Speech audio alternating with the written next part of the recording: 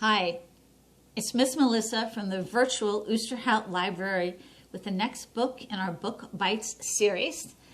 If you've ever asked me for a recommendation, I've probably told you about the Magic Tree House series. And there are dozens of them on the Cloud Library app, more than we even have on the shelves. So today we start To the Future Ben Franklin, taking one of my favorite series to one of my favorite times in American history. So I have my old-fashioned colonial shawl and my teacup, no soda back then, and we go now to Frog Creek on our way to Old Philadelphia. One summer day in Frog Creek, Pennsylvania, a mysterious tree house appeared in the woods. A boy named Jack and his sister named Annie found the tree house and soon discovered it was magic. They could go to any time and place in history just by pointing to a picture in the book. While they were gone, no time at all passed in Frog Creek. Jack and Annie eventually found out that the tree house belonged to Morgan Le Fay, a magical librarian from the legendary realm of Camelot. Since then, they have traveled on many adventures in the Magic Tree House, completed many missions for Morgan, and kept history on the right track. It was a hot summer afternoon. Jack and Annie sat in their living room. Jack was reading a book about the weather. Annie was looking out the window. "Let's do something," she said. "Too hot," Jack said. "We could ride our bikes to the lake," said Annie, "and go swimming." "No way," said Jack. "We could..." "Shh," said Jack. "Please, I'm trying to read." Annie was quiet for a moment. Then she gasped. "Oh, wow, lightning! I just saw a flash of lightning out there." "You're joking," said Jack. "Nice try." No joke, I saw it," said Annie. "There's not a single cloud," said Jack. "You need clouds to have lightning." "Then it must have been magic," said Annie. "Come on, let's go." "No, thanks. Have fun." "You'll be sorry," Annie said as she rushed outside. Jack waited for Annie to come back in the heat. He waited and he waited, but she didn't return. Jack put down his book. "I'd better check," he said to himself. He picked up his backpack and headed outside.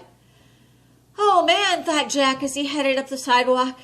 "It must be 100 degrees in the sun." By the time Jack reached the Frog Creek woods, he was sweating, out of breath. He crossed the street and waited between the trees. Even in the shade, the air was muggy. Jack tramped through the woods until he came to the highest oak. "Hey there," said Annie.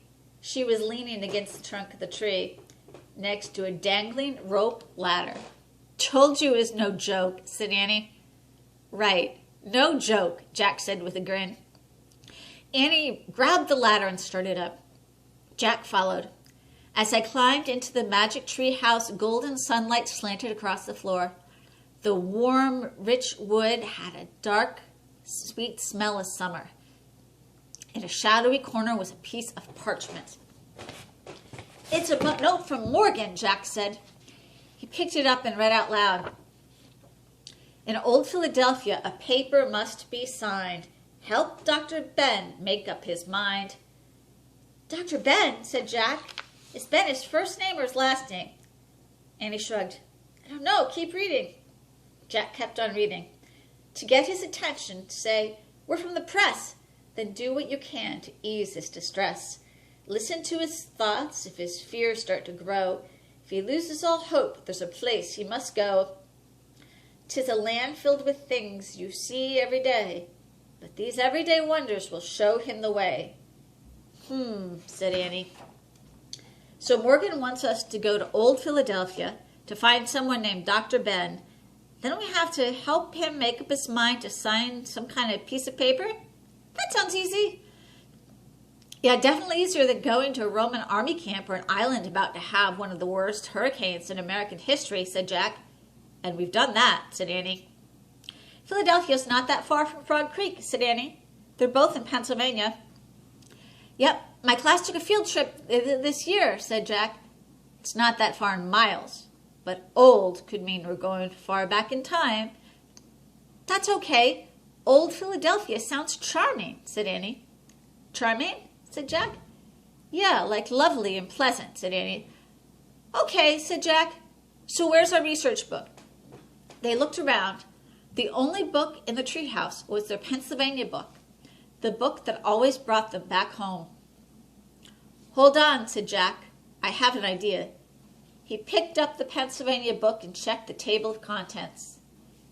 Yep, there's a chapter called Old Philadelphia, 1787. Cool, let's go to 1787, said Annie. This book can take us there and bring us back home. Exactly, said Jack. He turned to a page that showed a drawing of a cobblestone street with women in long dresses and carts pulled by horses. See, it does look charming, said Annie. Let's go. Right, said Jack. He pointed to the drawing. I wish we could go there. The wind started to blow. The treehouse started to spin. It spun faster and faster, and then everything was still. Absolutely still. The sun was high in the hazy air. The sky was still and muggy. Ugh, said Jack. It's just as hot as it was back home. Yeah, and our clothes are going to make us even hotter, said Annie. She was wearing a long dress with long sleeves, a shawl, an apron, buckled shoes, and stockings. Jack was wearing knee-high wool pants, a white shirt with a vest, buckled shoes, and stockings. His backpack was now a leather bag. Louis! A woman called nearby. Louis! Jack and Annie peeked out the window. The tree house had landed in a wide, shady tree in a walled courtyard. Louis! The person called again. Annie pushed back a branch to see better. The tree was near a 2-story brick house. The woman calling to Louis stood in the doorway. She wore a long, dark dress, a white bonnet, and a shawl. A man digging in the garden looked up. He's gone swimming, Miss Sarah, he said. Oh, dear, I've prepared a midday meal for my father, said Miss Sarah. Louis was supposed to take it to him. I could take it, ma'am, said the gardener. Oh, thank you, John, the woman said. It's on the kitchen table. Please carry it to the old State House and deliver it to Dr. Ben. I have to go out shopping for a while. Yes, ma'am, said the gardener. He put down a shovel and headed into the house. Dr. Ben, Annie whispered to Jack. That's who we're supposed to find. I told you it would be easy. Right, said Jack. But who is he? And what does he do? I don't know, said Annie, but we'll find out if we take him his lunch. Come on, Jack. We have to ask fast. She started down the rope ladder. Jack quickly put the Pennsylvania book in his bag. He climbed down the ladder and joined Annie in the courtyard. We should hide the ladder and pretend we walked here, said Jack. He lifted the bottom of the rope ladder and tucked it behind a low branch of the tree. John, the gardener, came out of the house. He was carrying a small basket.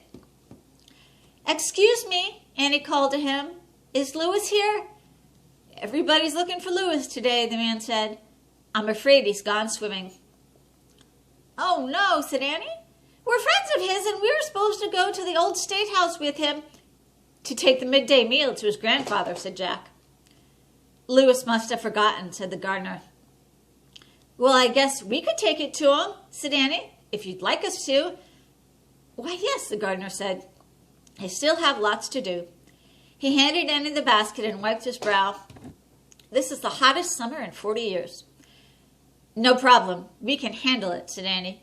Come on, Jack. She started out of the courtyard. Hold on, said Jack. He turned back to the gardener. Excuse me, sir. Can you tell me something about Dr. Ben? Who is he? What does he do? What does he do? The gardener said. It would take me all day to answer that question.